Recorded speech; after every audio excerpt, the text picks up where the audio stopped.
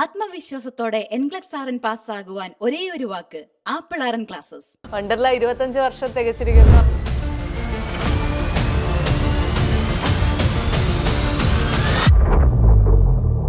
ഒരു പഴയ സ്കൂട്ടറാണ്. അർജന്റായിട്ട് ഞാനും പുറകിൽ ഷീലയും ഇവൻ കൈക്കുഞ്ഞാണ്. എന്നിട്ട് എവിടെയോ ഒന്ന് ബ്രേക്ക് ചവിട്ടേണ്ടി വന്നപ്പോൾ ഷീല കെട്ടിമറിഞ്ഞ് വീഴുകയൊക്കെ ചെയ്തു, ഇവനടക്കം. അതായത് ഞങ്ങളുടെ ഫസ്റ്റ് അമ്യൂസ്മെന്റ് പാർക്ക് റൈഡ്. അവിടെ നിന്നാണെന്ന് തോന്നല്ലേ ഈ ഐഡിയ ഉണ്ടായ. ഞങ്ങൾക്ക് ഇന്നും വീഗാലാൻഡ് ആണ്. അതിനെ എപ്പോഴാണോ വണ്ടർലയിലേക്ക് മാറ്റാനുള്ള തീരുമാനം അച്ഛൻ്റെ ആയിരുന്നോ മകൻ്റെ ആയിരുന്നോ? ഈ കോവിഡ് സീസൺ നിങ്ങൾ എങ്ങനെ സർവൈവ് ചെയ്തു? ടഫായിരുന്നു. അതായത് ലോക്ക്ഡൗൺ പ്രഖ്യാപിക്കുന്നു, കംപ്ലീറ്റ് അടച്ചിടുന്നു. എത്ര കാലം അടച്ചിടേണ്ടി വന്നു? എനിക്കൊരു 6-7 months അടച്ചിട്ടു. ഒരു ഫസ്റ്റ് 2-3 കൊല്ലം ആൾക്കാർ വരാണ്ടായപ്പോൾ ഞങ്ങൾക്കൊക്കെ ഒരു ഭയങ്കര സ്ട്രഗ്ലിംഗ്, കുറച്ച് സ്ലീപ്ലെസ് നൈറ്റ്സ് ഒക്കെ ഉണ്ടായിരുന്നു. ഇത്രയും കാര്യങ്ങൾ എന്റർടൈൻമെന്റ് ഒക്കെ ആണെന്ന് പറയുമ്പോഴും റിസ്ക് ഫാക്ടേഴ്സും വളരെ കൂടുതലാണ്. അവിടെ നിന്ന് ഇപ്പോൾ ആരെങ്കിലും ഏതെങ്കിലും ഒരു റൈഡിൽ കയറി എന്തെങ്കിലും കാരണവശാൽ നിലത്ത് വീഴുക, ഇങ്ങനെയൊക്കെയുള്ള അവസരങ്ങൾ ഉണ്ടായിട്ടുണ്ട്. It's not because of us, it will be something else that has happened. പക്ഷെ ഞങ്ങളെ ബ്ലെയിം ചെയ്യാൻ നമ്മളെ എളുപ്പമാണ്. ഞാനൊക്കെ കേട്ടിരുന്ന ഒരു വലിയ പ്രശ്നമാണ്, അതായത് നമ്മൾ ഈ വാട്ടർ തീം പാർക്കിൽ പോയി കഴിഞ്ഞാൽ ഹൈജീനിക് ഇഷ്യൂസ് ഭയങ്കര കൂടുതലാണ്. ഈ ഒരു പ്രശ്നത്തെ ഓവർകം ചെയ്യാനായിട്ട് എന്തെങ്കിലും ക്യാമ്പയിൻസ് നടത്തിയിരുന്നോ? ഒരു ജ്വല്ലറി ബിസിനസ്സിനേക്കാൾ പ്രശ്നമാണല്ലേ. പണ്ട് CRലൊക്കെ നമുക്കൊരു ജ്വല്ലറി ബിസിനസ് തുടങ്ങാൻ പറ്റുമല്ലോ. ഇത് നമ്മൾ ആലോചിക്കുമ്പോഴേ 500 കോടിയിലേക്ക് എത്തണം എന്ന് പറയും. 500 കോടി മാത്രം പോരാ. ഞാൻ ഇടയ്ക്ക് ഇങ്ങനെ എൻ്റെ കൊച്ചു മനസ്സിൽ ആലോചിച്ചിട്ടുണ്ട്, ഈ റൈഡൊക്കെ എങ്ങനെയായിരിക്കും ഇവർ കണ്ടുപിടിക്കുന്നത്? ഇങ്ങനെ മോളിൽ പോയിട്ട് ഇങ്ങനെ നിലത്തേക്ക് ഇടാം, ഇതൊക്കെ എവിടെ നിന്നായിരിക്കും ഇൻസ്പയർ ചെയ്യുന്നത്? വണ്ടർലയുടെ സൃഷ്ടാവിന് ഏറ്റവും ഇഷ്ടമുള്ള റൈഡ് ഏതായിരിക്കും? നമുക്ക് 5-8 കുട്ടികളുണ്ടെങ്കിൽ അതിനകത്ത് ഒരാള് സ്പെഷ്യൽ പറയാൻ പറ്റില്ലല്ലോ. വളരെ സ്ട്രിക്റ്റ് ആയിട്ടുള്ള ഒരു ബിസിനസ് ഫാദറിനെയാണോ കാണാൻ സാധിച്ചത്, അതോ വളരെ കെയറിംഗ് ആയിട്ടുള്ള ഒരു പാമ്പർ ചെയ്യുന്ന? സ്ട്രിക്റ്റ് ആണ്. പാമ്പറിംഗ് ഒന്നും പ്രതീക്ഷിക്കണ്ട. വീഗാലാൻഡ്, വീഗാർഡ്, വണ്ടർല, ഇതിൽ ഏറ്റവും പ്രോഫിറ്റബിൾ ആയിട്ടുള്ള ബിസിനസ് ഏതായിരിക്കും? സീക്രട്ടുകൾ പറഞ്ഞു ഡാഡി സിനിമയിൽ അഭിനയിച്ചിട്ടുണ്ട് കേട്ടോ. അങ്ങനെയുണ്ടോ? വെള്ളം സിനിമയില് ഞങ്ങളുടെ ഓഫീസിലാണ് അതിൻ്റെ ഒരു ലാസ്റ്റ് സീൻ ഷൂട്ട് ചെയ്തപ്പോൾ ഞാൻ തന്നെയായിട്ടാണ് അഭിനയിച്ചത്. Hello everyone, welcome to the show. Keralam ഒരു ബിസിനസ് ഫ്രണ്ട്ലി സ്റ്റേറ്റ് അല്ല എന്ന് പ്രത്യക്ഷമായും പരോക്ഷമായും ആളുകൾ പറഞ്ഞുകൊണ്ടിരിക്കുന്ന ഒരു കാലഘട്ടത്തിൽ കേരളത്തിൽ നിന്ന് ഒരു ബിസിനസ് തുടങ്ങി അതിനെ ഇന്റർനാഷണൽ ലെവലിലേക്ക് എത്തിച്ച ഒരു അച്ഛനും അദ്ദേഹത്തിന്റെ പാത പിന്തുടർന്ന് ആ ബിസിനസ്സുകളെ വളരെ സക്സസ്ഫുൾ ആയി കൊണ്ടുപോകുന്ന ഒരു മകനുമാണ് നമ്മുടെ കൂടെ ഉള്ളത്. വളരെ സ്നേഹത്തോടെ സ്വാഗതം ചെയ്യാം Kochouseph Chittilappilly sir and Arun Chittilappilly. Welcome to the show. സാറേ, ആദ്യം തന്നെ അതാണ് എൻ്റെ സംശയം. എല്ലാവരും ഇങ്ങനെ ആദ്യം പറയുന്നത് എൻ്റെ അമ്മയെ കേരളത്തിൽ ബിസിനസ് ചെയ്യാനേ പറ്റില്ല എന്ന്. അങ്ങനത്തെ ഒരു സമയത്ത് സാർ ഇത് എങ്ങനെ സംഭവിപ്പിച്ചെടുത്തു ഇങ്ങനെ ഒരു സംഭവത്തെ? ഇല്ല, ഞാൻ വളരെ ചെറിയ ലെവലിൽ തുടങ്ങിയ ആളാണല്ലോ. അപ്പോൾ എൻ്റെ അന്നത്തെ ഒരു ലക്ഷ്യം ഈ സ്ഥാപനം ചെറുതായിട്ട് മുന്നോട്ട് പോകണം, പടിപടിയായിട്ട് മുന്നോട്ട് പോയി. അപ്പോൾ ആ സമയത്തൊന്നും എനിക്ക് അതിൻ്റെ ഗൗരവം അറിയില്ല. അതായത് ഇവിടെ കേരളത്തിൽ എത്രയോ പേര് സക്സസ്ഫുൾ ആയിട്ടുണ്ട്, അപ്പോൾ അതിൽ ഒരാൾ ആവാൻ പറ്റുമെന്ന് ശ്രമിച്ചു. അങ്ങനെ പടിപടിയായിട്ട് ഉയർന്നു ഇതാ ഇവിടെ വരെ. അതെ. ഇനി വണ്ടർലയുടെ മാനേജിംഗ് ഡയറക്ടറോട്, ഞാനൊക്കെ തീരെ കുഞ്ഞു കുട്ടിയായിരുന്നപ്പോൾ ആദ്യമായിട്ടൊരു വാട്ടർ തീം പാർക്ക് കാണുന്നത് ബ്ലാക്ക് തണ്ടറാണ്, തമിഴ്നാട് പോയിട്ട്. അപ്പോൾ അതിനുശേഷം കുറേ വർഷങ്ങൾക്ക് ശേഷം കേരളത്തിലൊരു സാധനം വരുന്നു, വീഗാലാൻഡ്. ഞങ്ങൾക്ക് ഇന്നും വീഗാലാൻഡ് ആണ്. അതിനെ എപ്പോഴാണോ വണ്ടർലയിലേക്ക് മാറ്റാനുള്ള തീരുമാനം അച്ഛൻ്റെ ആയിരുന്നോ മകൻ്റെ ആയിരുന്നോ? അതെന്താന്ന് വെച്ചാൽ നമ്മൾ ബാംഗ്ലൂർ പാർക്ക് തുടങ്ങിയപ്പോൾ അത് 2005 തുടങ്ങിയത്. അവിടെ വേറെ പേരിലാണ് ഡാഡി പറഞ്ഞു തുടങ്ങാനായിട്ട്, വേറൊരു കമ്പനിയായിട്ട് തുടങ്ങണം. അപ്പം അങ്ങനെയാണെങ്കിൽ അതിനൊരു ഗൗരവം ഉണ്ടാവുള്ളൂ എന്നൊക്കെ ഡാഡി പറഞ്ഞു. അപ്പോൾ പിന്നെ നമുക്ക് ആ പാർക്ക് ഒരു കുറച്ചുകൂടെ വലിയ പാർക്കായിരുന്നു അങ്ങനെ ഡിസൈൻ ചെയ്തതൊക്കെ. അപ്പോൾ അങ്ങനെ ഒരു പുതിയൊരു സംരംഭമായിട്ട് തന്നെ തുടങ്ങണം, അതുകൊണ്ട് പുതിയ പേരിട്ടിട്ട് അങ്ങനെ തുടങ്ങി.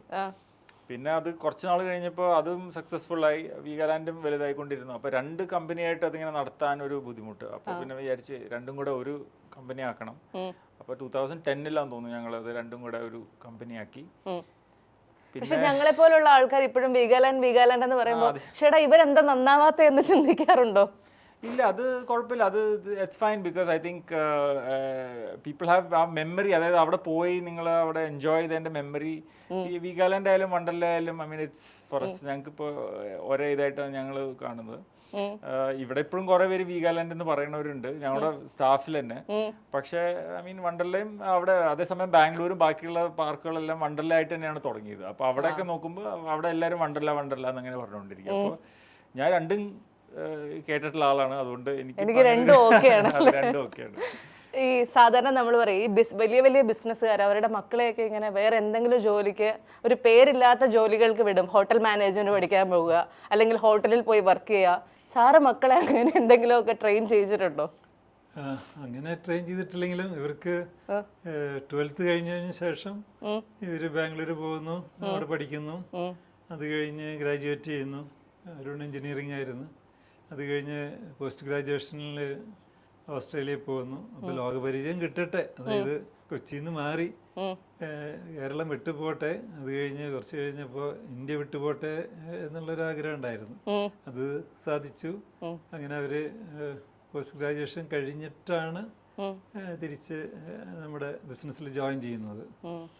അപ്പൊ പിന്നെ അങ്ങനെ ബിസിനസ്സിൽ ഞങ്ങൾ ആദ്യം ജോയിൻ ചെയ്യുമ്പോൾ ലോവർ ലെവൽ, ഞാൻ എക്സിക്യൂട്ടീവ് ഡയറക്ടർ ആയിട്ടാണ് ജോയിൻ ചെയ്തത്. ആദ്യം ടെക്നിക്കൽ, അതുപോലെ മിഥുനും എനിക്ക്. അതെ, അങ്ങനെ ആ സമയത്ത് വളരെ സ്ട്രിക്റ്റ് ആയിട്ടുള്ള ഒരു ബിസിനസ് ഫാദറിനെയാണോ കാണാൻ സാധിച്ചത്, അതോ വളരെ കെയറിംഗ് ആയിട്ടുള്ള ഒരു പാമ്പർ ചെയ്യുന്ന? രണ്ടെന്ന് വേണമെങ്കിൽ പറയാം. കാരണം ഡാഡി വളരെ സ്ട്രിക്റ്റ് ആണ് ബിസിനസ് കാര്യത്തിലൊക്കെ. പാമ്പറിംഗ് ഒന്നും പ്രതീക്ഷിക്കണ്ട. ആണല്ലേ? അല്ല, ഞാൻ ഷീല മാഡത്തിന്റെ ഒരു ഇന്റർവ്യൂ കാണായിരുന്നു. അപ്പൊ മാം ഇങ്ങനെ പറയുകയാണ്, കൊച്ചൗസേ ഇപ്പം എന്തെങ്കിലും പൈസ ചെലവാക്കുന്നുണ്ടോ എന്ന് പോലും എനിക്ക് സംശയമുണ്ട്. പക്ഷെ ഞങ്ങൾ അങ്ങനെയല്ല, ഞാനും മക്കളൊന്നും അങ്ങനെയല്ല എന്നുള്ളത്. സാറിന് ആ ശീലത്തിൽ നിന്നൊക്കെ എന്തെങ്കിലുമൊക്കെ മാറ്റങ്ങൾ വന്നോ? സാർ പുറത്തിറങ്ങിയോ? ഇപ്പോഴും മാറ്റില്ല, പഴയ പോലൊക്കെ തന്നെ ആണ്. നമുക്ക് ജീവിക്കാൻ അധികം പണത്തിന്റെ ആവശ്യമൊന്നുമില്ല. പിന്നെ ഇവരൊക്കെ കുറെ സമ്മാനങ്ങളൊക്കെ വാങ്ങിച്ചു തരും. അപ്പൊ പിന്നെ ഒന്നും വാങ്ങിക്കാനുള്ള ചാൻസ് ഇല്ലാത്ത ഗതികേടാണ്. അത് ശരി. അങ്ങനെ തന്നെയാണോ ഈ അച്ഛൻ ഭയങ്കരമായി സ്ട്രിക്റ്റ് ആയിട്ടുള്ള ഒരു ഫാദർ ആയിരുന്നോ വളർത്തിയത് മുഴുവൻ? ഐ മീൻ ഡാഡിക്ക് എന്ന് പറഞ്ഞാൽ ഡാഡിയുടെ വാല്യൂസിൽ ഭയങ്കര സ്ട്രിക്റ്റ് ആണ്. ടൈം കോൺഷ്യസ് ആണ്. അല്ലെങ്കിൽ ഇങ്ങനെ വർക്ക് കറക്റ്റായിട്ട് ചെയ്യണം, ചെയ്യുന്ന എന്താണെങ്കിലും മര്യാദയ്ക്ക് ചെയ്യണം എന്നുള്ള ഒരു വാശിയുള്ള ആളാണ്. അപ്പോൾ ആ ഒരു ഇത് ഞങ്ങളുടെ അടുത്തും സ്ട്രിക്റ്റ് ആയിരുന്നു. ഞങ്ങളുടെ അടുത്ത് മാത്രമല്ല, എല്ലായിടത്തും. അത് നമ്മുടെ ഓർഗനൈസേഷനിലും അങ്ങനെയാണ്. അങ്ങനെ എന്തെങ്കിലും ഫ്രീഡം ഉണ്ട്, അതായത് you can do what you want. അങ്ങനെ ഭയങ്കരമായി സ്ട്രിക്റ്റ് ആയി പറഞ്ഞ് ഭയങ്കരമായിട്ട് മനസ്സിൽ നിൽക്കുന്ന എന്തെങ്കിലും ഒരു പണിഷ്മെന്റോ വഴക്കോ ഓർമ്മയിലുണ്ടോ? കുറേ ഉണ്ട്. പക്ഷേ ഐ മീൻ ഡാഡിക്ക് ടൈം കോൺഷ്യസ് ഭയങ്കര ഇതാണ്. അതായത് ഇപ്പം നമ്മളൊരു പണ്ടൊക്കെ ഞങ്ങൾ ഈവൻ ഒരു ട്രിപ്പിന് പോവുകയാണെങ്കിൽ പോലും ഇപ്പം 9 o'clock റെഡി അല്ലെങ്കിൽ ഡാഡി ചൂടാവും. അങ്ങനത്തെ കുറേ ഓർമ്മകളുണ്ട്. ബട്ട് ഐ തിങ്ക് എല്ലാം നല്ലൊരു ഇതിനാണ്. ഐ മീൻ അങ്ങനെ ഒരു ഓവറായിട്ടൊരു ഇത് വന്നിട്ടില്ല. ഡാഡിയുടെ ഒരു അത് പറയുകയാണെങ്കിൽ മറ്റുള്ളവരുടെ സമയത്തിന് വില കൽപ്പിക്കുന്ന ഒരാളാണ് ഞാൻ. അതൊരു ടാക്സി ആയിക്കോട്ടെ, ടാക്സി ഡ്രൈവർ ആയിക്കോട്ടെ, അയാളോട് സമയം പറഞ്ഞ് ആ സമയത്ത് അവിടെ വന്ന് കിടക്കുന്നുണ്ട്, എന്തുകൊണ്ട് നമ്മൾ ആ സമയത്തിന് ഇറങ്ങിക്കൂടാ? എന്നാലല്ലേ നമ്മൾ ആ പരിപാടികൾ പൂർത്തിയാക്കാൻ പറ്റുള്ളൂ. അത്രേ ഉള്ളൂ. ആണല്ലേ? ഇപ്പം നമ്മളൊരു സാധാരണ ഒരു ഗവൺമെന്റ് എംപ്ലോയിയുടെ ഒരു ഫാമിലിയിലേക്ക് നോക്കുകയാണെങ്കിൽ അവർക്ക് അവരുടെ മക്കളെ എല്ലാവരെയും ഒരു ഗവൺമെന്റ് എംപ്ലോയർ ആക്കണം, അല്ലെങ്കിൽ എംപ്ലോയി ആക്കണം എന്നുള്ളതായിരിക്കും ഭയങ്കരമായ ആഗ്രഹം. ഇപ്പോൾ അതേസമയം ബിസിനസ് ഫാമിലിയിലേക്ക് വരുമ്പോഴത്തേക്കും ഇതാണ് കുറച്ചുകൂടെ ലൈഫിന് ലക്ഷറീസ് നൽകുന്ന ഒരു മെത്തേഡ് ഇതാണ് എന്നുള്ള രീതിയിൽ മക്കളെ എല്ലാവരും അല്ലെങ്കിൽ അതേ ഫീൽഡിലേക്ക് തിരിച്ചുവിടണമെന്ന് ആഗ്രഹമുണ്ട്. സാറിന് അങ്ങനെ എന്തെങ്കിലുമൊക്കെ എൻ്റെ മക്കൾ ഇങ്ങനെ ആയിരിക്കണം അല്ലെങ്കിൽ എൻ്റെ പാതയിലേക്ക് വരണം എന്നുള്ള ആഗ്രഹങ്ങൾ ഉണ്ടായിരുന്നോ? ഇല്ല, ഞാൻ ഇവർക്ക് ടോട്ടൽ ഫ്രീഡം കൊടുത്തിരുന്നു. അവർക്ക് വേണമെങ്കിൽ നമ്മുടെ കൂടെ ജോയിൻ ചെയ്യാം, അത് അവർ തന്നെ തീരുമാനിക്കട്ടെ. അവര് വിദേശത്ത് പോയിട്ട് അവിടെ വല്ല മദാമേനെയൊക്കെ കല്യാണം കഴിച്ച് അവിടെ കൂടുകയാണെങ്കിൽ അത് ആയിക്കോട്ടെ, ഒരു വിരോധമില്ല. പിന്നെ അവരിങ്ങനെ മാറിയെന്ന് നോക്കുന്നുണ്ടാവും. അപ്പോൾ നമ്മുടെ സ്ഥാപനത്തിൽ ധാരാളം മാനേജേഴ്സ് ഉണ്ട്, അവർക്ക് കുറേ അതോറിറ്റി ഉണ്ട്, ഡെലിഗേഷൻ ഉണ്ട്. അപ്പോൾ അങ്ങനത്തെ ഒരു സ്പേസ് അവർക്കും കിട്ടുമെന്ന് വിചാരിച്ചിട്ടായിരിക്കണം അവര്. എനിക്കറിയാം, എൻ്റെ ചില ഫ്രണ്ട്സിൻ്റെ മക്കളൊന്നും അവരുടെ പാരൻസ് സ്ഥാപനത്തിൽ ജോയിൻ ചെയ്യാതെ അവിടെ സ്വന്തമായിട്ട് അമേരിക്കയിലോ അല്ലെങ്കിൽ ഓസ്ട്രേലിയയിലോ കൂടിയിട്ടുള്ളവരെ എനിക്കറിയാം. അപ്പൊ എന്തായിരുന്നു അരുൺ, എന്തായിരുന്നു ഓക്കെ എനിക്ക് ഇതിലേക്ക് തന്നെ വരണമെന്ന് തീരുമാനമെടുക്കുന്ന ഒരു മൊമെന്റ് ഉണ്ടല്ലോ, അത് എപ്പോഴായിരുന്നു? അത് ഞാൻ എൻ്റെ പോസ്റ്റ് ഗ്രാജുവേഷൻ ചെയ്തുകൊണ്ടിരിക്കുകയായിരുന്നു ഓസ്ട്രേലിയയിൽ. അപ്പം ഞാനിങ്ങനെ ആലോചിച്ചപ്പോൾ ഒന്നല്ലെങ്കിൽ അവിടെ നിൽക്കാം, അല്ലെങ്കിൽ എന്നിട്ട് അവിടെ ഏതെങ്കിലും ഞാൻ എഞ്ചിനീയറിംഗ് ആണ് പഠിച്ചത്, അപ്പോൾ എനിക്ക് എഞ്ചിനീയറിംഗ് ഭയങ്കര താല്പര്യമുള്ള ആളാണ്. അപ്പോൾ അവിടെ ഏതെങ്കിലും കാർ കമ്പനിയിലോ അങ്ങനെ ജോലി കിട്ടും എന്നുള്ള ഒരു ഇതുണ്ടായിരുന്നു. പക്ഷെ അതേസമയം ഇവിടെ ഡാഡി വീഗാലാൻഡൊക്കെ തുടങ്ങിയ സമയമാണ്. അപ്പോൾ വീഗാലാൻഡും ഇങ്ങനെ ഒരു പുതിയൊരു സാധനമാണ്. അതിനകത്ത് ഇങ്ങനെ കുറേ എഞ്ചിനീയറിങ്ങും കുറേ ടെക്നിക്കൽ കാര്യങ്ങളൊക്കെ ഉള്ള ഒരു എന്താ പറയാ, ഒരു പുതിയൊരു സ്റ്റാർട്ടപ്പ് പോലെ ഒരു സാധനമായിരുന്നു ആ സമയത്ത്. അപ്പോൾ I thought this is more interesting. Amusement park വലിയ പണി ചെയ്യുന്ന എത്ര പേര് നമുക്കറിയാം, ആരും അറിയില്ല. വിചാരിച്ചു ഇതൊരു വിൽ ബി സംതിങ് ഡിഫറെന്റ് എന്ന് വിചാരിച്ചിട്ട് അങ്ങനെയാണ് തിരിച്ചു വന്നത്. തിരിച്ചു വന്നു കഴിഞ്ഞപ്പോൾ ആദ്യമായിട്ട് നേരിട്ട ഡിഫിക്കൽട്ടീസ് എന്തൊക്കെയായിരുന്നു? ബിക്കോസ് അതുവരെ നമ്മൾ ബിസിനസ് ചെയ്യുന്നില്ലല്ലോ, പക്ഷെ കാണുന്നുണ്ട് ഫാദർ ചെയ്യുന്നത്. എന്നിരുന്നാൽ പോലും അല്ല, ആദ്യത്തെ വലിയ ഡിഫിക്കൽട്ടി എന്ന് പറഞ്ഞാൽ ബാംഗ്ലൂർ നമ്മൾ വേറൊരു പ്രോജക്റ്റ് വലുതായിട്ട് തുടങ്ങി അത് വിജയിപ്പിക്കാനുള്ള ബുദ്ധിമുട്ട്, അത് തന്നെയായിരുന്നു ബുദ്ധിമുട്ട്. കാരണം ഞങ്ങൾ അവിടെ ബാംഗ്ലൂർ തുടങ്ങിയപ്പോൾ വണ്ടർല എന്നുള്ള പേരിൽ വേറൊരു ഇതായിട്ട് തന്നെ തുടങ്ങിയത്, വേറെ കമ്പനിയായിട്ടാണ് തുടങ്ങിയത്. എനിക്കവിടെ 2-3 കൊല്ലം നമ്മൾ ശരിക്കും കഷ്ടപ്പെട്ടു. കാരണം ഒന്നാമത് വീഗാലാൻഡിൻ്റെ പേര് പോലും അവിടെ ഉണ്ടായിരുന്നില്ല, അത് വേറൊരു ഇതായിട്ടാണ് തുടങ്ങിയത്. പിന്നെ അവിടെയുള്ള ബാക്കിയുള്ള പാർക്കുകളൊക്കെ വളരെ മോശം ഇതായിരുന്നു, ചിലപ്പോൾ ആക്സിഡൻ്റ് ഒക്കെ ഉണ്ടാവുമായിരുന്നു. അപ്പോൾ അതുകൊണ്ട് ആ ഒരു സെക്ടറിന് തന്നെ ഒരു ചീത്ത പേരുള്ളൊരു സമയമായിരുന്നു ഞങ്ങൾ തുടങ്ങിയപ്പോൾ. പിന്നെ നമ്മളാണെങ്കിൽ വളരെ കൂടുതൽ എക്സ്പെക്റ്റേഷനോടുകൂടി ഫോറിൻ റൈഡുകളും അങ്ങനെയൊക്കെ വളരെ ഇൻവെസ്റ്റ്മെൻ്റ് ഒക്കെ കൂടി അങ്ങനെ ചെയ്തത്. വീഗാലാൻഡിനെക്കാട്ടും വലുതായിട്ടാണ്, ഓൾമോസ്റ്റ് 3 times വലുപ്പം അല്ലേ റെഡി. അങ്ങനെ ഒരു അത്രയും വലിയൊരു ഇതിലാണ് അവിടെ തുടങ്ങിയത്. അപ്പോൾ ഒരു ഫസ്റ്റ് 2-3 കൊല്ലം ആൾക്കാർ വരാണ്ടായപ്പോൾ ഞങ്ങൾക്കൊക്കെ ഒരു ഭയങ്കര, പിന്നെ അത് സ്ലോലി ഐ തിങ്ക് നമ്മളതിൻ്റെ മാർക്കറ്റിംഗ് ആയാലും അതിൻ്റെ പ്രൊമോഷൻ ആയാലും അതെല്ലാം നമ്മൾ കുറേ ചേഞ്ച് ഒക്കെ വരുത്തി. അപ്പോൾ ആ ഒരു ടേണിംഗ് പോയിന്റ് വന്നത് എനിക്ക് 2007-8 ആ സമയത്താണ്. അതുവരെ ശരിക്കും ഐ മീൻ കുറച്ച് സ്ലീപ്ലെസ് നൈറ്റ്സ് ഒക്കെ ഉണ്ടായിരുന്ന സമയമായിരുന്നു. അത് ലോൺ ഉണ്ടായിരുന്നു. അങ്ങനെ നമ്മൾ ചെറിയ കുട്ടികളായിരിക്കുമ്പോഴേ നമുക്ക് നമ്മുടെ അമ്മ ഇങ്ങനെ ഇരുന്ന അച്ഛനെ കുറിച്ചുള്ള നമുക്ക് ഗൂസ് ബംസ് വരുന്ന സ്റ്റോറീസ് ഒക്കെ പറഞ്ഞു തരില്ലേ? അങ്ങനെ കേട്ടിട്ടുള്ള ഒരു കഥ എന്തായിരിക്കും? ഡാഡി ഡാഡിക്ക് പണ്ട് സ്കൂട്ടറായിരുന്നു. അപ്പം ഞാൻ ചെറുപ്പത്തിൽ എനിക്കെന്തോ പനി വന്നപ്പോൾ ഡാഡി എന്നെ സ്കൂട്ടറിൽ കൊണ്ടുപോയതും അങ്ങനത്തെ കാര്യങ്ങളൊക്കെ കേട്ടിട്ടുണ്ട്. എന്നിട്ട് എനിക്ക് ഒരു പ്രാവശ്യം സ്കൂട്ടറിൽ നിന്ന് വീണു എന്നൊക്കെ പറഞ്ഞു. എനിക്ക് ഓർമ്മയില്ല.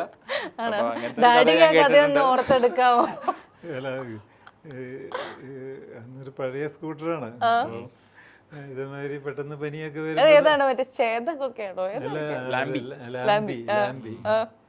അപ്പോൾ ഇതുമാതിരി അർജൻറ്റായിട്ട് ഞാനും പുറകിൽ ഷീലയും, ഇവൻ കൈക്കുഞ്ഞാണ്. എന്നിട്ട് എവിടെയോ ഒന്ന് ബ്രേക്ക് ചവിട്ടേണ്ടി വന്നപ്പോൾ ഷീല കെട്ടിമറിഞ്ഞ് വീഴുകയൊക്കെ ചെയ്തു, ഇവനടക്കം. കുഴപ്പമൊന്നും ഉണ്ടായില്ല. അതായത് ഞങ്ങളുടെ first amusement park roller coaster അടിച്ചു. അവിടെ നിന്നാണെന്ന് തോന്നല്ലേ ഈ ഐഡിയ ഉണ്ടായി?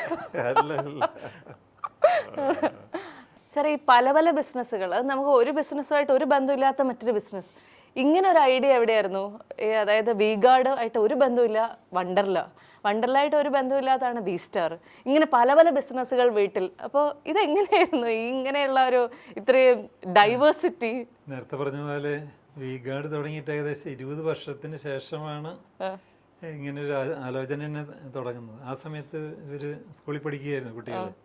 അപ്പോൾ അവർക്ക് പലപ്പോഴും വിദേശയാത്ര നടത്തുമ്പോൾ അവർക്ക് വേണ്ടിയിട്ട് നാട്ടിലെ അമ്യൂസ്മെന്റ് പാർക്കുകളിൽ പോകാറുണ്ട്. അപ്പോൾ അതിൻ്റെ ഒരു ചെറിയ പതിപ്പ് എന്തുകൊണ്ട് കൊച്ചിയിൽ കൊണ്ടുവന്നുകൂടാ എന്നുള്ളൊരു ആശയം വെച്ചിട്ടായിരുന്നു വീഗാലാൻഡ് കൊച്ചിയിൽ തുടങ്ങിയത്.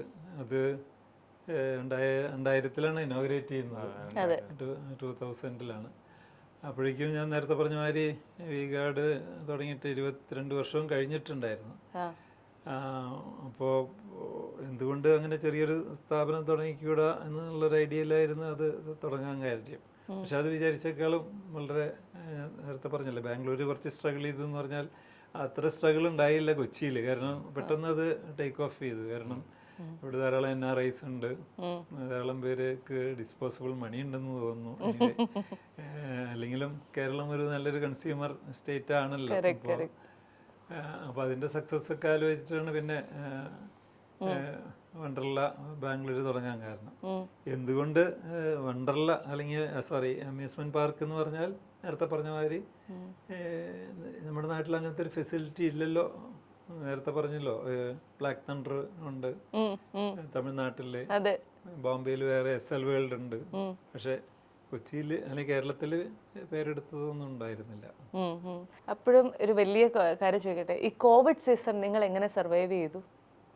ടഫായിരുന്നു. അതായത് ഈ പറഞ്ഞ മാതിരി ആസ് പെർ റൂള് ഗവൺമെന്റ് തന്നെ ലോക്ക്ഡൗൺ പ്രഖ്യാപിക്കുന്നു, കംപ്ലീറ്റ് അടച്ചിടുന്നു. ഇനി ഈവൺ ലോക്ക്ഡൗണിൽ ഏറ്റവും അവസാനം റിലീസ് ചെയ്യുന്നത് പബ്ലിക് പ്ലേസുകളാണ്, ഇതുപോലത്തെ പബ്ലിക് കോണ്ടാക്ട് പ്ലേസുകളാണ്. അതിൽ ഏറ്റവും ലാസ്റ്റാണ് അമ്യൂസ്മെന്റ് പാർക്ക് അല്ലേ തുറക്കാനൊക്കെ സമ്മതിച്ചിരുന്നുള്ളൂ. എത്ര കാലം അടച്ചിട്ടേണ്ടി വന്നു ഓർമ്മയുണ്ടോ? 2020 എനിക്കൊരു 6-7 months അടച്ചിട്ടു. പിന്നെ 2021 ഒരു 6-7 months അടച്ചിട്ടു. അപ്പൊ അതൊരു വലിയതായിരുന്നു. പക്ഷെ അതേസമയം നമ്മുടെ സ്റ്റാഫിന് ഫുൾ സാലറി അല്ലെങ്കിലും പകുതി സാലറി കൊടുക്കണം, കാരണം അവർക്കും ജീവിക്കണ്ടേ. സാലറി കുറച്ച് നമ്മൾ കട്ട് ചെയ്തു, കാരണം നമുക്ക് സർവൈവ് ചെയ്യാൻ പറ്റില്ലായിരുന്നു. ബട്ട് എന്നാലും നമ്മൾ എല്ലാവർക്കും സാലറി കൊടുത്തു. നമ്മൾ അങ്ങനെ ഫുള്ളായിട്ട് ആരെയും കട്ട് ചെയ്തില്ല. അതുകൊണ്ട് എനിക്ക് തോന്നുന്നു നമ്മൾ തുറന്നപ്പോൾ എല്ലാവരും തിരിച്ചു വന്നു. വി ഡിഡ്ന്റ് ഹാവ് അട്രിഷൻ വളരെ കുറവായിരുന്നു. ഇപ്പോഴും നമ്മുടെ 25 years ആയിട്ട് വർക്ക് ചെയ്യുന്ന എത്രയോ ആൾക്കാരുണ്ട്. ആണല്ലേ, അത് ഞാൻ ചോദിക്കാൻ വരായിരുന്നു. അതായത് നമ്മൾ പല ഓണ്ടർപ്രണേഴ്സും പറഞ്ഞു കേട്ടിട്ടുണ്ട്, അവരുടെ ബിസിനസിന്റെ ഒരു സക്സസ് എന്ന് പറയുന്നത് ഇത്രയും വർഷങ്ങളായി നമ്മുടെ കൂടെ നിൽക്കുന്ന നമ്മളുടെ കൂടെയുള്ള ലോയൽ ആയിട്ടുള്ള എംപ്ലോയീസ് ആണെന്ന്. അങ്ങനെ സാറിന് വിഗാർഡ് മുതൽ എല്ലാ കാലത്തും അങ്ങനെ ഒരു ബഞ്ച് ഓഫ് ലോയൽ എംപ്ലോയീസ് എല്ലാ കാലത്തും ഉണ്ടായിട്ടുണ്ടോ? തീർച്ചയായിട്ടും. ഞാൻ പറയും, എന്നെക്കാളും മിടുക്കരായിട്ടുള്ള മാനേജേഴ്സ് എൻ്റെ കൂടെയുണ്ട്. ഞാൻ കോളേജിൽ പഠിച്ചിരുന്നപ്പോൾ ഒരു അബവ് ആവറേജ് അല്ലാതെ ഒരിക്കലും ഫസ്റ്റ് റാങ്ക് ഹോൾഡർ ആയിരുന്നില്ല. പക്ഷേ എന്നെക്കാളും കഴിവ് തെളിയിച്ചിട്ടുള്ള മാനേജർമാർ എൻ്റെ കൂടെ ഉണ്ട്. അവർക്ക് പല സാഹചര്യം കൊണ്ട് സ്വന്തമായിട്ട് തുടങ്ങാൻ പറ്റാതിരുന്നിട്ടുണ്ടാവാം. അവരൊക്കെയാണ് സ്ഥാപനം മുന്നോട്ട് കൊണ്ടുപോകുന്നത്. അതനുസരിച്ച് അവർ നമുക്ക് റിവാർഡ് ചെയ്യണം, റിവാർഡ് ചെയ്തേ പറ്റുള്ളൂ. അതിന് പല സ്കീമുകളുണ്ട്. അപ്പോൾ ഒരാൾക്ക് ചെയ്യുന്നതിനൊരു ലിമിറ്റ് ഉണ്ട് കാര്യങ്ങൾക്ക്. പക്ഷെ അതേസമയം ഒരു ഗ്രൂപ്പ് ഓഫ് ആൾക്കാർക്ക് ഒത്തിരി കാര്യങ്ങൾ ചെയ്യാൻ പറ്റും. അതിപ്പോൾ വിഗാർഡ് ഗ്രൂപ്പിൻ്റെ എന്നല്ല, ഏത് സ്ഥാപനത്തിലും അങ്ങനെ തന്നെ ആയിരിക്കും. അല്ലാതെ ഇപ്പോൾ ടാറ്റ ഗ്രൂപ്പോ അല്ലെങ്കിൽ ഗോദ്രേജ് ഗ്രൂപ്പോ അവരൊക്കെ നടന്നു പോകുന്നത് സെറ്റ് ഓഫ് മാനേജേഴ്സ് അല്ലേ കാര്യങ്ങൾ നടത്തുന്നത്, അല്ലാതെ എനിക്ക് തോന്നുന്നു. ഒരു കുറച്ച് വർഷങ്ങൾക്ക് മുൻപ് ഞാനൊക്കെ കേട്ടിരുന്ന ഒരു വലിയ പ്രശ്നമാണ്, അതായത് നമ്മൾ ഈ വാട്ടർ തീം പാർക്കിൽ പോയി കഴിഞ്ഞാൽ ഹൈജീനിക് ഇഷ്യൂസ് ഭയങ്കര കൂടുതലാണ്. നമ്മളെ വെള്ളത്തിൽ ഇറങ്ങരുത്, അങ്ങനെ ഇങ്ങനെ. ഈ ഒരു പ്രശ്നത്തെ, അല്ലെങ്കിൽ ഒബ്വിയസ്ലി ആ ഒരു മാനേജ്മെന്റ് സൈഡിൽ നിൽക്കുന്നവർ അത് കേട്ടിട്ടുണ്ടാവുമല്ലോ. അപ്പൊ ഈ ഒരു പ്രശ്നത്തെ ഓവർകം ചെയ്യാനായിട്ട് എന്തെങ്കിലും ക്യാമ്പയിൻസ് നടത്തിയിരുന്നോ, അല്ലെങ്കിൽ എങ്ങനെയായിരുന്നു അത്? സോ ഞാൻ പറഞ്ഞില്ലേ, നമ്മൾ ഇത് തുടങ്ങുമ്പോൾ തന്നെ ഒട്ടും ഈ കാര്യങ്ങളിലൊന്നും ഒട്ടും വിട്ടുവീഴ്ച ചെയ്യാതെ ഏറ്റവും കൂടിയ സാധനങ്ങൾ, ഏറ്റവും വില കൂടിയ ഫിൽറ്ററുകളും കാര്യങ്ങളൊക്കെ ഉപയോഗിക്കുന്ന ഒരു രീതിയാണ് ഞങ്ങളുടേത്. അത് ഇൻഫാക്ട് ബാംഗ്ലൂർ നമ്മൾ തുടങ്ങുമ്പോൾ അവിടുത്തെ വെള്ളം ഹാർഡ് വാട്ടർ ആണ്. എന്നിട്ട് ആ വെള്ളം നമ്മൾ സ്ലൈഡിൽ ഉപയോഗിച്ച് കഴിഞ്ഞാൽ സ്ലൈഡ് സ്കെയിൽഡ് ആവും. അതുകൊണ്ട് നമ്മൾ RO ട്രീറ്റഡ് വെള്ളമാണ് അവിടെ ഉപയോഗിക്കുന്നത്. വേറെ ആരും ഇപ്പോഴും ഐ ഡോണ്ട് തിങ്ക് വണ്ടർല മാത്രം അങ്ങനത്തെ ഒരു ഇത് ചെയ്യുന്നുള്ളൂ. വേറെ ആരും RO ട്രീറ്റഡ് വെള്ളമൊന്നും ഉപയോഗിക്കാറില്ല. So we are very careful about it. But like you said, എന്താ പറയുക, കുറേ ആയിരക്കണക്കിന് ആൾക്കാർ വരുമ്പോൾ I mean you have to clean it more frequently. ഇത്തരം മണിക്കൂറിനുള്ളിൽ ഒരു പൂളിലത്തെ വെള്ളം മുഴുവൻ ഒരു പ്രാവശ്യം റീസൈക്കിൾ ചെയ്യണം. അങ്ങനത്തെ പല കണക്കുകളും ഉണ്ടാവും. അതനുസരിച്ച് ചെയ്യാൻ പറ്റുന്ന ഫിൽറ്റേഴ്സ് ഇപ്പോൾ നമ്മളിപ്പോൾ US നിന്നും കൊറിയയിൽ നിന്നൊക്കെയാണ് അതിൻ്റെ ഫിൽറ്റേഴ്സ് നമ്മൾ ഇമ്പോർട്ട് ചെയ്യുന്നത്. അപ്പോൾ അതിന് സ്പെഷ്യലായിട്ടുള്ള ഫിൽറ്റേഴ്സും കാര്യങ്ങളൊക്കെ വേണം. അങ്ങനെയൊക്കെ ചെയ്ത് എല്ലാം അതിൻ്റെ രീതിയിൽ ചെയ്യുകയാണെങ്കിൽ ദർ ഇസ് നോ പ്രോബ്ലം. കാരണം ഇന്ത്യയിൽ മാത്രമല്ലല്ലോ അമ്യൂസ്മെന്റ് പാർക്കുകൾ, ലോകത്തെ പല സ്ഥലങ്ങളിലുണ്ട്. ഒൺലി തിങ് ഈസ് ഇവിടെ ആൾക്കാർക്ക് ഹൈജീൻ ഇത് നമ്മൾ കുറച്ചുകൂടെ സ്ട്രിക്റ്റ് ആണ്. അതായത് വെള്ളത്തിലിറങ്ങുമ്പോൾ അതിന് മറ്റേ സ്പാൻഡെക്സ് ടൈപ്പ് മെറ്റീരിയൽ ഉള്ള ഡ്രസ്സ് ഇട്ടിട്ട് ഇറങ്ങാൻ പാടുള്ളൂ. അങ്ങനത്തെ കുറച്ച് റൂൾസ് ഒക്കെ നമ്മൾ പിന്നെ കൊണ്ടുവന്നു. ആദ്യം ഉണ്ടായിരുന്നില്ല അതൊന്നും. കാരണം അല്ലെങ്കിൽ ഈ കളർ ഡ്രസ്സിന്റെ കളറൊക്കെ ചിലപ്പോൾ വെള്ളത്തിലേക്ക്, അപ്പോൾ അത് വെള്ളം ലുക്ക് ഡേർട്ടി. പിന്നെ ഒരു ഹൈജീൻ ഇഷ്യൂവും കൂടിയാണ് ഇപ്പോൾ. അതുകൊണ്ട് വി ആർ മോർ സ്ട്രിക്റ്റ് വിത്ത് ആൾക്കാർ എന്ത് ഡ്രസ്സ് ഇട്ടിട്ടാണ് വെള്ളത്തിലേക്ക് ഇറങ്ങുന്നത്, അത് നമ്മൾ കുറച്ചുകൂടെ നമ്മളീ പുറമേന്ന് കാണുമ്പോഴേ എന്ത് രസമുള്ള ബിസിനസ്സാ, ഹായ് അമ്യൂസ്മെന്റ് പാർക്ക്, എല്ലാവരും വളരെ ഹാപ്പി ആയിരിക്കുന്നു. പക്ഷെ ഇതിന് ഉള്ളിലേക്ക് വരുമ്പോഴത്തേക്കും എന്തൊക്കെ റിസ്ക് ഫാക്ടേഴ്സാ. അപ്പൊ ഇങ്ങനെയൊക്കെയുള്ള ഇതൊക്കെ ചില ഈ വെള്ളം ഹൈജീനിക് അല്ല ഇങ്ങനെയൊക്കെ പറയുന്നതിന് നമ്മൾ എന്തെങ്കിലും ക്യാമ്പയിൻ ചെയ്തല്ലേ ഇതിനെ പുറത്തു കൊണ്ടുവരാൻ പറ്റുള്ളൂ. നമ്മൾ ക്യാമ്പയിൻസ് ചെയ്യാറുണ്ട്. പക്ഷെ I think more than that I think people are are biggest ambassadors. That is what we believe. നമ്മുടെ അവിടെ ഇതുവരെയായിട്ടും അങ്ങനെ ഒരു ഇഷ്യൂ ഉണ്ടായിട്ടേ ഇല്ല. We never had. ചിലർ പറയും നിങ്ങളുടെ അവിടെ വന്നിട്ട് വെള്ളത്തിൽ ഞങ്ങൾക്ക് ഇത്, പക്ഷെ then when you dig deep it's not because of us, it will be something else that has happen. പക്ഷെ ഞങ്ങളെ ബ്ലെയിം ചെയ്യാൻ നമ്മൾ എളുപ്പമാണ് വലിയൊരു ഇതായതുകൊണ്ട്. But we are very careful about all these things. അത് അങ്ങനെ ഒരു റിഗറസ് ചെക്കിങ്ങും അങ്ങനെ വെള്ളം ഫിൽറ്ററിങ് ഒക്കെ ചെയ്യുകയാണെങ്കിൽ അങ്ങനെ ഒരു ഇഷ്യൂ ഉണ്ടാവാറില്ല. ആണല്ലേ. ഈ വണ്ടർലായിൽ എത്തുമ്പോൾ ഞങ്ങളെല്ലാവർക്കും സത്യത്തിൽ എല്ലാവർക്കും ഒരു വണ്ടർ വേൾഡിൽ എത്തിയ അവസ്ഥയാണല്ലോ. അപ്പം ഞാൻ ഇടയ്ക്ക് ഇങ്ങനെ എൻ്റെ കൊച്ചു മനസ്സിൽ ആലോചിച്ചിട്ടുണ്ട്, ഈ റൈഡൊക്കെ എങ്ങനെയായിരിക്കും ഇവർ കണ്ടുപിടിക്കുന്നത്, ഇങ്ങനെ മോളിൽ പോയിട്ട് ഇങ്ങനെ നിലത്തേക്ക് ഇടാം, ഇതൊക്കെ എവിടെ നിന്നായിരിക്കും ഇൻസ്പയർ ചെയ്യുന്നതെന്ന്. അപ്പോൾ നമ്മൾ സ്വന്തമായി ചെയ്ത അല്ലെങ്കിൽ വേറെ എവിടെയും കണ്ട മോഡൽ കൊണ്ടുവരാതെ നമ്മൾ സ്വന്തമായി കൊണ്ടുവന്ന ഒരു റൈഡുണ്ടോ അല്ലെങ്കിൽ ഒരു കാര്യം? ഞങ്ങളുടെ കുറച്ച് റൈഡുകളുണ്ട്. ഒരെണ്ണം ഞങ്ങളുടെ ഫെറസ് ജയന്റ് വീൽ തന്നെ ഒരു ബിൽഡിങ്ങിന്റെ പുറത്താണ് ഫെറസ് വീൽ ഇരിക്കുന്നത്. അത് വണ്ടർലയുടെ തന്നെ ഒരു ഐക്കോണിക് റൈഡാണ്, വേറെ ആരും ചെയ്യാത്ത ഒരു സാധനമാണ്. ഞങ്ങൾ പുറത്തുനിന്ന് ചെയ്യാൻ നോക്കി, അപ്പൊ ഭയങ്കര കോസ്റ്റ്ലി ആയിരുന്നു. പക്ഷെ അത് നമ്മുടെ തന്നെ എഞ്ചിനീയേഴ്സ് ആണ് അവസാനം അത് ഉണ്ടാക്കിയത്. അത് ആദ്യം വീഗാലാൻഡിലാണ് അത് ഉണ്ടാക്കിയത്, പിന്നെ അതിനെക്കാട്ടും വളരെ വലുതായി ബാംഗ്ലൂർ ഉണ്ടാക്കി. ഇപ്പൊ നമ്മൾ ഏത് വലിയ പാർക്ക് ചെയ്യുമ്പോഴും അതേപോലത്തെ ഒരു ഫെറസ് വീൽ ഉണ്ടാക്കും. പിന്നെ അതേപോലെ തന്നെ വെള്ളത്തിൽ വീഴുന്ന ഒരു റോളർ കോസ്റ്റർ ഉണ്ട്, വണ്ടർ സ്പ്ലാഷ് ആയിട്ട് പോയിട്ടുണ്ടോന്ന് അറിയാം. അത് നമ്മുടെ ആൾക്കാർ ഉണ്ടാക്കിയിട്ടുള്ള, ഇവിടെ കൊച്ചിയിൽ തന്നെ ഡിസൈൻ ചെയ്തിട്ടുള്ള റൈഡാണ്. പിന്നെ അതേപോലെ കുറെ ഈവൻ ഒരു ഇപ്പോ വേറെ ഇങ്ങനെ ഫ്രീ ഫോൾ ചെയ്യുന്ന ഒരു ടൈപ്പ് റൈഡ് ഉണ്ട്. പിന്നെ കുറെ വാട്ടർ സ്ലൈഡ്സ് നമ്മൾ ഉണ്ടാക്കിയിട്ടുണ്ട്. പിള്ളേർക്കുള്ള ചെറിയ റൈഡ്സ് നമ്മൾ ഉണ്ടാക്കും. അപ്പോൾ ഓൾമോസ്റ്റ് 30-40% ഓഫ് വണ്ടർലയിലത്തെ റൈഡ് നമ്മൾ തന്നെ നമ്മുടെ ആൾക്കാർ തന്നെ ഉണ്ടാക്കുന്ന ഒരു ഇതിലാണ്. അത് പണ്ട് തൊട്ടേ അങ്ങനെയായിരുന്നു. ഇതിലെ ആളുകൾക്ക് ഏറ്റവും പ്രിയമുള്ള റൈഡെന്ന് നമ്മൾ മനസ്സിലാക്കിയിട്ടുള്ളത് ഏതായിരിക്കും? വണ്ടർ സ്പ്ലാഷ് വളരെ എപ്പോഴും ക്യൂ ഉള്ള ഒരു റൈഡാണ്. പിന്നെ നമ്മുടെ റോളർ കോസ്റ്റർ, റിക്കോയിൽ എന്ന് പറഞ്ഞ റോളർ കോസ്റ്റർ ഉണ്ട്, അതും ഭയങ്കര ഒരു പോപ്പുലർ ആയിട്ടുള്ള റൈഡാണ്. അതിനും എപ്പോഴും ഭയങ്കര ക്യൂ ആയിരിക്കും. ഈവൻ തിരക്കില്ലാത്ത ദിവസം വരെ അതിൽ എന്തായാലും ഒരു 15-20 മിനിറ്റ്സ് വെയിറ്റിംഗ് ഉണ്ടാവും. ഇത് രണ്ടുമാണ് ഏറ്റവും പോപ്പുലർ ആയിട്ടുള്ള റൈഡ്. പിന്നെ ഇപ്പം നമ്മുടെ ഒരു പുതിയ റൈഡ് ഉണ്ട്, മിഷൻ ഇൻഡസ്ട്രിയൽ എന്ന് പറഞ്ഞിട്ട് ഒരു വെർച്വൽ റിയാലിറ്റി റൈഡ്. ഇവിടെ കൊച്ചിയിലില്ല, ബാംഗ്ലൂരും ഹൈദരാബാദും ഉണ്ട്. കൊച്ചിയിൽ ഇനി അത് കൊണ്ടുവരും. അപ്പോൾ ആ ഒരു റൈഡ് വളരെ എല്ലാ ഏജിലുള്ള എല്ലാവർക്കും എന്താ പറയുക എൻജോയ് ചെയ്യാൻ പറ്റിയ ഒരു റൈഡാണ്. കുറച്ച് ത്രില്ലിംഗ് ആണെങ്കിലും എല്ലാ ഏജ് ഗ്രൂപ്പിലുള്ളവർക്കും പറ്റും. ഈ വണ്ടർലായുടെ സൃഷ്ടാവിന് ഏറ്റവും ഇഷ്ടമുള്ള റൈഡ് ഏതായിരിക്കും?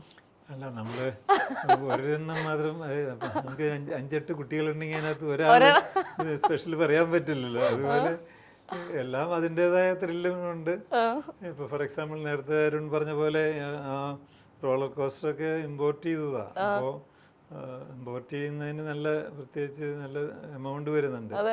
അപ്പോൾ ഈവൻ ഞങ്ങൾ സെക്കൻഡ് ഹാൻഡ് എവിടെയെങ്കിലും ചില ഫിനാൻഷ്യൽ പ്രോബ്ലം വന്നിട്ട് അടഞ്ഞു കിടന്ന പാർക്കുകളിൽ നിന്ന് അധികം പഴക്കമില്ലാത്ത സെക്കൻഡ് ഹാൻഡ് റൈഡ് കൊണ്ടുവന്നിട്ട് റീഫർബിഷ് ചെയ്ത് അതിൽ ഒരുപാട് മാറ്റങ്ങൾ വരുത്തിയിട്ടൊക്കെ ഉപയോഗിച്ചിട്ടുണ്ട്, അത് ഉപയോഗിച്ചുകൊണ്ടിരിക്കുന്നുണ്ട്.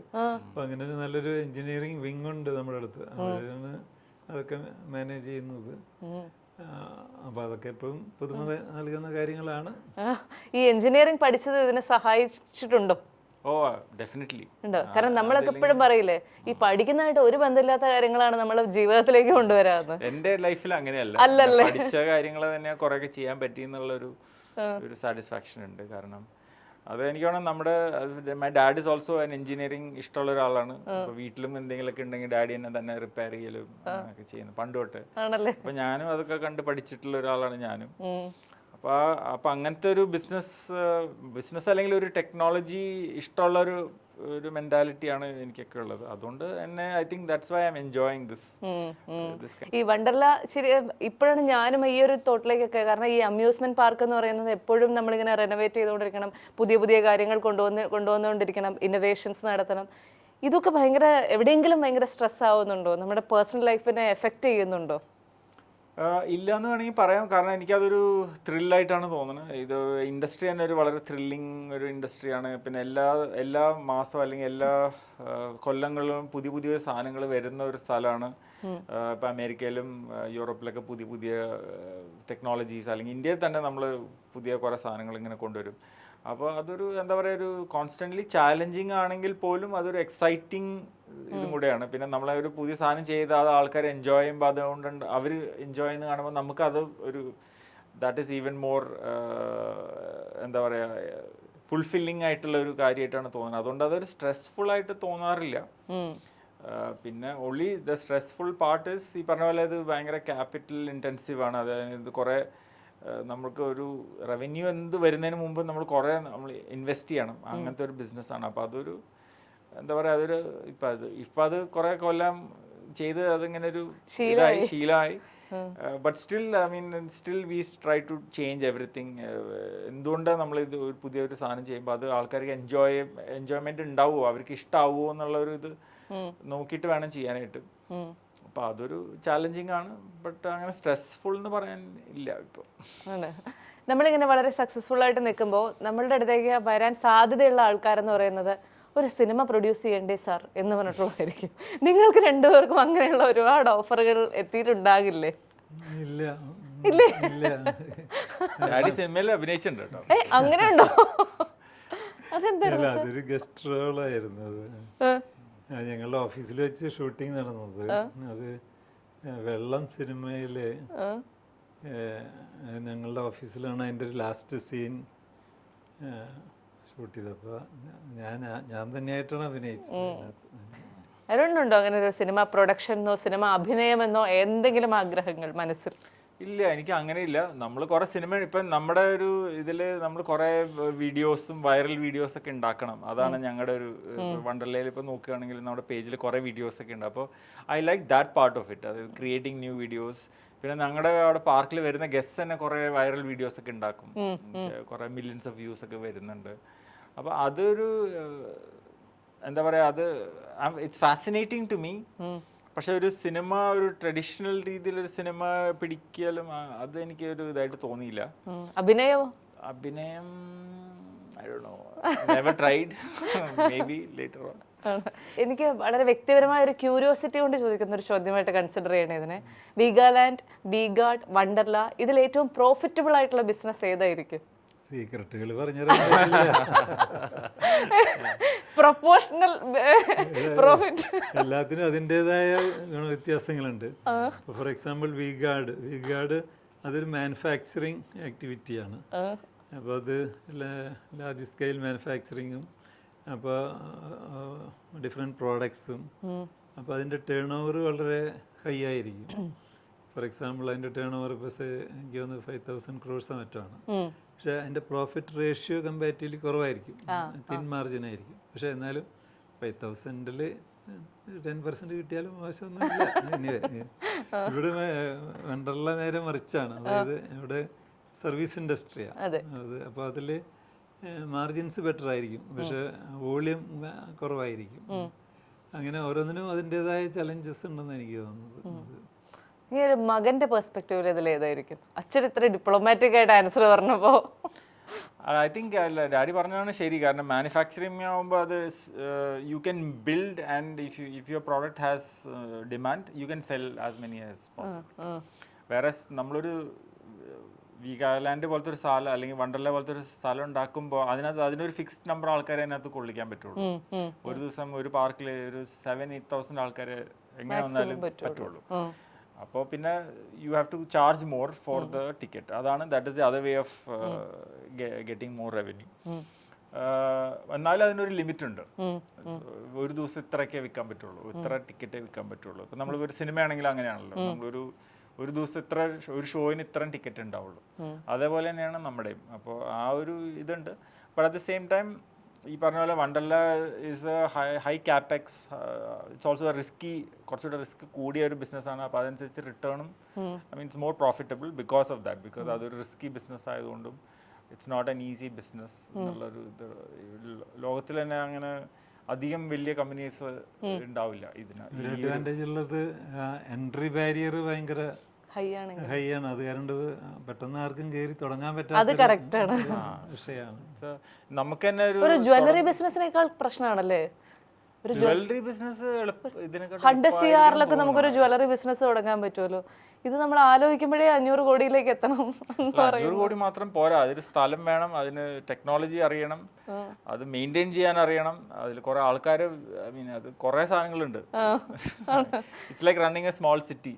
ഒരു ഡോക്ടർ ഉണ്ട്, ഒരു ഫസ്റ്റ് എയ്ഡ്, റിസ്ക് വളരെ ആക്സിഡന്റ് ഉണ്ടാവരുത്, നല്ല ബെറ്റർ സർവീസ് കൊടുക്കണം, വന്നവർ ഹാപ്പി ആയിട്ട് തിരിച്ചു പോകണം, വന്നവർ തിരിച്ച് 10 പേരോട് പറയണം ഇത് നല്ല സ്ഥലമാണ്, നിങ്ങൾ ഇനി വരണം. That is A very tough thing. ഈ വണ്ടർല എന്ന് പറയുമ്പോൾ നമുക്ക് ഈ പറഞ്ഞ പോലെ ഇത്രയും കാര്യങ്ങൾ എന്റർടൈൻമെന്റ് ഒക്കെ ആണെന്ന് പറയുമ്പോഴും റിസ്ക് ഫാക്ടേഴ്സും വളരെ കൂടുതലാണല്ലോ. അപ്പൊ അവിടെ നിന്ന് ഇപ്പോൾ ആരെങ്കിലും ഏതെങ്കിലും ഒരു റൈഡിൽ കയറി എന്തെങ്കിലും കാരണവശാല് നിലത്ത് വീഴുക, ഇങ്ങനെയൊക്കെയുള്ള അവസരങ്ങൾ ഉണ്ടായിട്ടുണ്ടോ?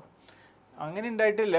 ചിലപ്പോൾ ആക്സിഡന്റ് ഉണ്ടാവാൻ അവര് ഗസ്റ്റ് നമ്മൾ പറയുന്ന രീതിയിൽ എല്ലാ റൈഡിനും ബെൽറ്റും കാര്യങ്ങളൊക്കെ ഉണ്ടാവും. അപ്പോൾ ചിലർ അത് ശ്രദ്ധിക്കാതെ കെയർലെസ് ആയിട്ട് എന്തെങ്കിലും, അല്ലെങ്കിൽ ചില പൂളിൽ ചാടരുതെന്ന് അവിടെ എഴുതി വെച്ചിട്ടുണ്ടാവും, പക്ഷെ അവർ ചാടും, അങ്ങനെ എന്നിട്ട് ഇഞ്ചുറി ഉണ്ടാവും. അപ്പൊ അങ്ങനത്തെ 2-3 ഇഷ്യൂസ് ഒക്കെ ഉണ്ടായിട്ടുണ്ട്. അതല്ലാതെ ഇങ്ങനത്തെ മേജർ പ്രശ്നങ്ങൾ മേജറായിട്ടും അങ്ങനെയൊന്നും ഉണ്ടായിട്ടില്ല. Always been able to manage so far everything. ഇതിലിങ്ങനെ റിസ്ക് ഉള്ള ഒരു ബിസിനസ് ആണ്. കാരണം ഒരാളുടെ ഒരു ശ്രദ്ധ കുറവ് കൊണ്ട് ചിലപ്പോൾ എന്തെങ്കിലുമൊക്കെ പറ്റാം. അതുകൊണ്ട് തന്നെ ഒരു സ്ട്രിക്റ്റ് പ്രോട്ടോകോൾ ഉണ്ട് സ്റ്റാഫിന്റെ ഇടയിലൊക്കെ. അവര് പ്രത്യേകിച്ച് വലിയ വലിയ റൈഡിലൊക്കെ കയറുമ്പോൾ ഹാർനസിങ്ങും കാര്യങ്ങളൊക്കെ. പിന്നെ അത് മാത്രമല്ല, അത് ഇത്ര സൈക്കിൾ ഓടിച്ചു കഴിഞ്ഞാൽ റൈഡ് നമ്മൾ നിർത്തി ചെക്ക് ചെയ്യണം, അങ്ങനെ പല പല കാര്യങ്ങൾ ചെയ്യുന്നുണ്ട്. പിന്നെ നമ്മളിപ്പോ TUV എന്ന് പറഞ്ഞിട്ട് ജർമ്മനിയിൽ നിന്നുള്ള ഓഡിറ്റിംഗ് കമ്പനീസ് ഉണ്ട്, റൈഡ്സ് ഒക്കെ ഓഡിറ്റ് ചെയ്യാനുള്ള. അപ്പം നമ്മൾ അവരെ വിളിക്കും, അവർ വന്നിട്ട് റൈഡ്സ് ഒക്കെ ചെക്ക് ചെയ്യും. എവറി ഇയർ 2-3 റൈഡ് അവർ വന്ന് സർട്ടിഫൈ ചെയ്യും. അല്ലെങ്കിൽ അപ്പോൾ അവർ പറയും ഈ റൈഡ് ഇങ്ങനെ ഓടിക്കരുത്, ഇല്ലെങ്കിൽ ഇങ്ങനെ ചെയ്യണം. അപ്പോൾ അങ്ങനത്തെ കുറേ കാര്യങ്ങൾ ചെയ്യുന്നുണ്ട്.